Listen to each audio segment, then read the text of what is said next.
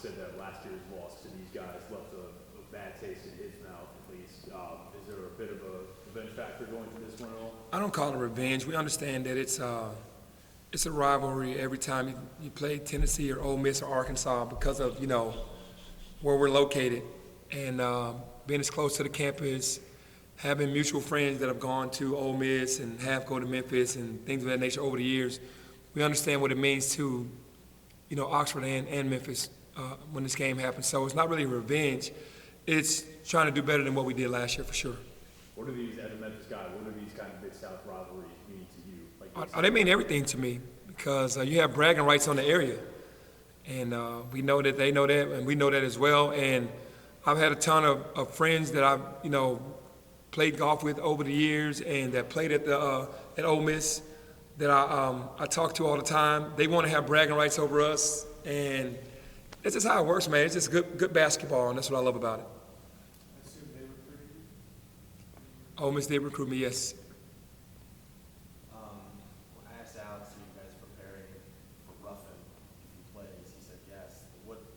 How do you handle that when a guy hasn't played all year, but obviously was a pretty good player for them? Yeah, well, we understand who he is, man. He's dynamic, man. He's an offensive weapon. He's a guy that's going to get out there, not afraid to take big shots, makes big shots. Very hard to deal with. So we understand what we're dealing with. We're preparing for him to be in there tomorrow. Penny, how much optimism was there on the Mario Franklin situation that he might have been eligible prior to the last game, and how disappointing was it for him to inevitably not hear anything? To be honest, I kind of keep my mind locked in on the team, and whatever comes along with a decision with the NCAA, I just kind of let it take its course. Because if you get so caught up into is this the week or is this the week, it just kind of consumes you, man. And I'm feeling for DeMario because he deserves to be playing right now.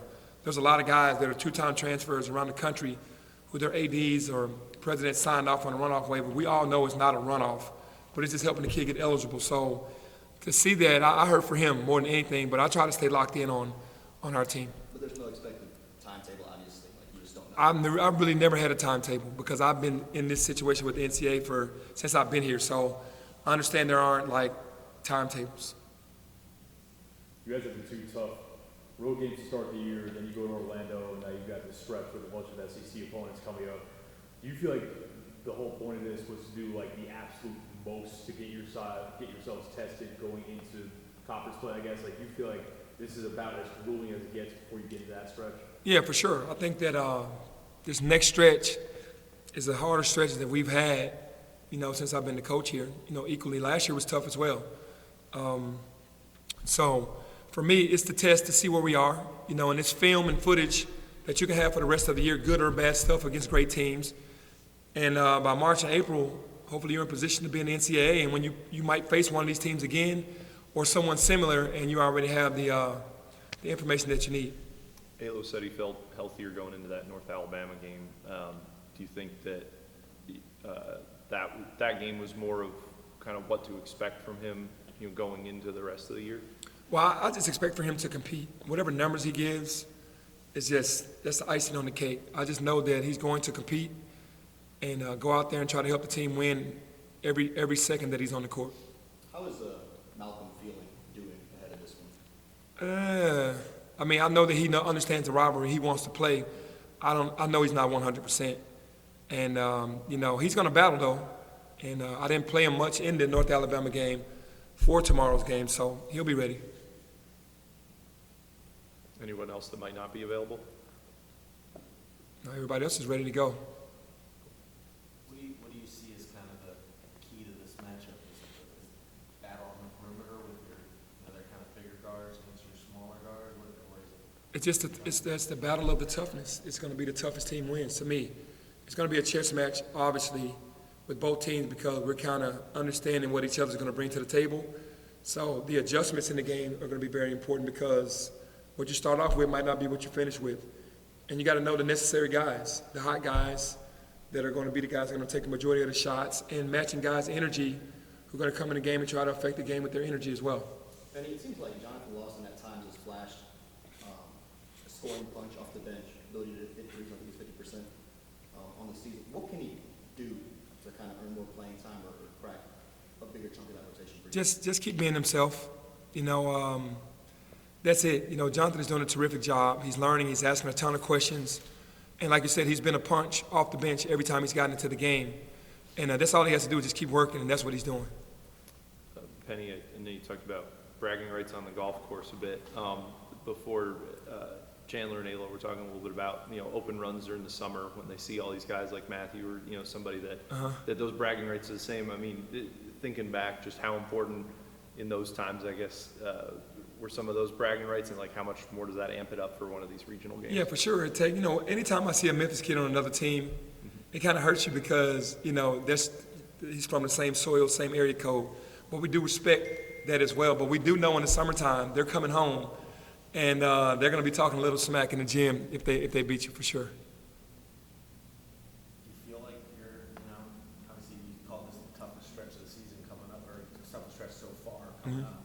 Do you feel really good about where you positioned yourself so far and where you are as a team, both resume-wise and just in that on the court as a team? I know that I feel great about the substance of teams that we played to get us prepared for these type of games.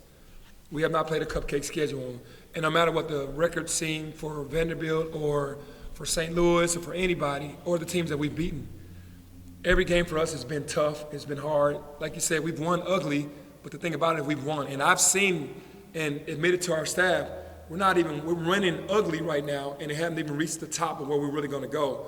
Defensively, I think we're pretty good. We can tighten up in some small areas. Offensively, we haven't scratched the surface. So to win those games against those tough teams and then put ourselves in position to be playing against some more, you know, tough teams after going through those wars, it gives our guys confidence. And it gives us, like I said, the film to watch, because you can't reinvent the wheel. Most teams are doing the similar things, whether they're playing zone and matching it up from a zone to a man, or whether they're running a motion offense, or, you know, they got hot guys, which are shooters, out there on the court. We played against the best shooters in the country already, to me. So anytime we go into a game and they got shooters, we know how to handle that. We played against great shooting guards, you know, small forwards and centers. So when you play those schedules, man, you're preparing yourself to play against good teams every night. Hey, now that you've got kind of a good sample size here, especially last game when you played everybody, are there any tweaks to your starting lineup or rotation that you're looking to make, and what are those, if so? No, there are no tweaks right now. I think we stay with what we got. You know, I like the chemistry of what's going on. And we come off the bench. You know, it kind of evens itself out, coming off the bench with energy and guys that could be starters. You know, you got guys on the bench that could easily be starting for us. So it always gives me confidence to know when I go to the bench that I have guys that I can trust. What are you looking to get out of this stretch? You talked before the first two games of the season, said you just want to see the guys compete. What are you looking for right now with this stretch coming up? Man, we want to win. You know, in the past, we haven't won the big games like we want to. And for me, it's a test for us to win big games and prove to ourselves that we're doing the right things and that we can compete against anyone in the country.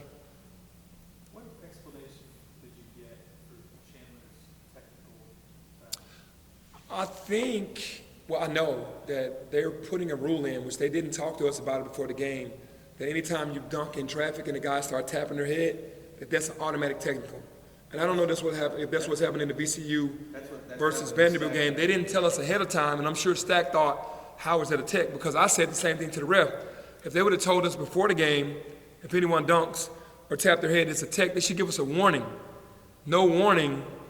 And I asked, and he was like, we're going to start calling that, but I haven't gotten it. They sent an email, but I haven't gotten an email on that call, but that's why they gave the technical. You know, everyone does it. And it's definitely a sign of disrespect, like, okay, I just dunked on your head, but now they're saying every time they do that, it's a technical. You're not against the rule, you're like, tell me about it. Yeah, tell me earlier, because it could affect the game like it did with VCU and Vanderbilt. Something that wasn't asked after the last game, I don't think. Did you give Keontae like the ultimate green light? Like, he took 14 shots. Was that kind of intentional to see what he would look like in a larger volume? If that makes sense? No, that's just Keontae's personality, man. He has the utmost confidence in himself. He felt like all 14 of those shots were going to go in. He's a guy that's just going to go out there and be aggressive. I mean, you can't get mad at the guy for being aggressive, but I do tell him to just take great shots. You don't have to force anything, but he was definitely a shot per minute guy in the last game. How would you assess how DeAndre responded these last three games to the NC Hall game where, obviously, it's not, you can't have that from No, you can't have him being. The way he's responded, what have you seen? No, he's responding well. You know, he understands that we need him on the court. We had that problem last year with foul trouble, and he knows that we can't have him in foul trouble this year. And he's responding well. I need him to rebound the ball better. We need double-figure rebounds out of him. He needs to be DeAndre on a nightly basis. But scoring, he's doing it much easier, and he's not fouling as much, so he's responding well.